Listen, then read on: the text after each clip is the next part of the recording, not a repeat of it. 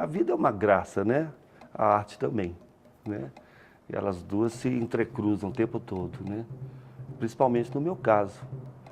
E a história dos pica-paus, qual delas, né?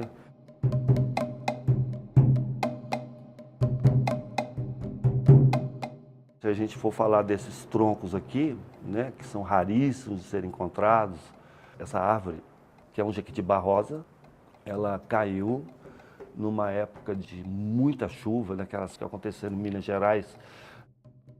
Eu adquiri esse tronco, coloquei do lado de fora do meu ateliê, né, e eu olhando para ele, esperando que ele me falasse, né, o que eu faço com ele, né, e demorou, viu? Aí aconteceu a graça, né, dos pica-paus. Tem umas reservas florestais perto do meu ateliê. Aí começou a ter umas queimadas. Por causa dessas queimadas, os pica-paus foram expulsos do ambiente deles e migraram para a minha região.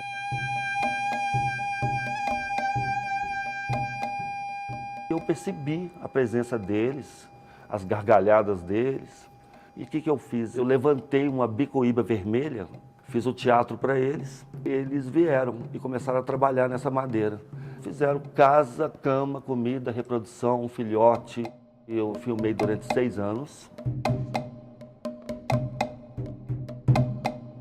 Depois que aconteceu isso, inevitavelmente o que eu fiz foi a mesma coisa que eles, né? Cavei para dentro do tronco, né? E coloquei os filmes da vida deles passando dentro dos troncos. Daí a gente tem esse trabalho aí, essa obra, né? Que chama Pica-Pau.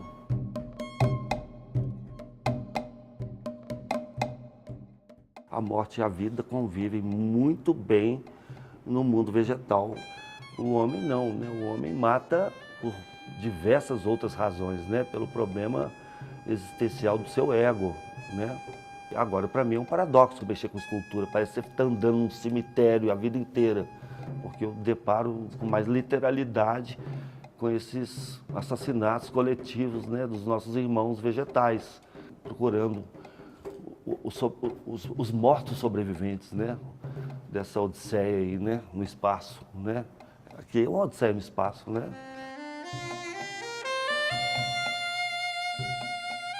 Essa árvore que hoje é anômala, ela já foi normal. A história dela é muito comovente. Essa árvore é literalmente fruto da solidão. O seu Antônio, 96 anos, aprendi muito com ele, foi ele e o filho dele que encontraram essa peroba rosa e me avisaram.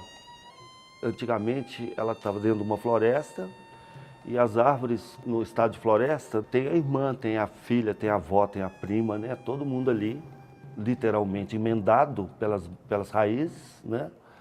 E por fora da terra o tronco, né, que emenda o chão ao céu e ficam ali unidas, se protegendo. Então o que aconteceu foi isso, derrubou tudo, vamos deixar uma ali para dar sombra, para a gente amarrar o cavalo debaixo, para o boi beber água debaixo. E essa árvore ficou lá lindamente esquecida durante mais ou menos uns 80 anos de vida, depois que ela perdeu a família dela toda em torno, né? Ela estava ainda em pé, já não tinha mais copa, seca. Então, o que aconteceu foi isso, né?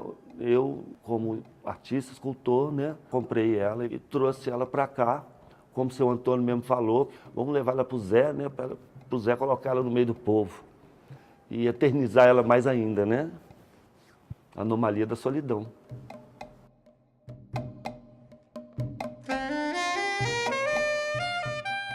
Talvez seja a quarta, quinta exposição que eu faço com o Zé, trabalhando, fazendo a curadoria.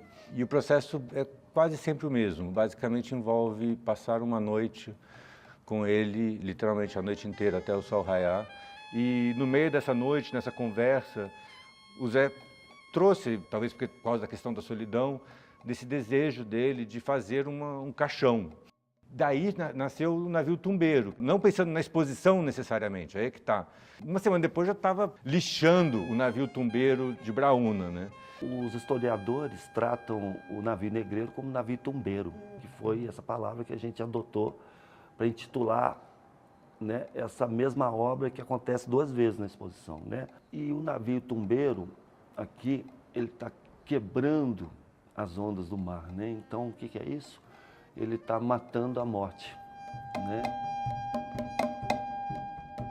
Agora, já lá, é uma peça esculpida num tronco de braúna inteiriço, indo em direção ao monocromo, né, preto, feito em jacarandá, picado no machado, né, e colocado numa tela, né? Ele está na frente de um monocromo, de um sumidouro, né, uma coisa que te atrai, que te puxa para dentro, né? Então, isso aí é uma luz no fim do túnel, né? É quase a história do Orfeu, que você tenta sair e voltar para a luz. Você começa na vida e vai entrando, vamos, nesse espaço que a gente chama do espírito, que é onde está o chão,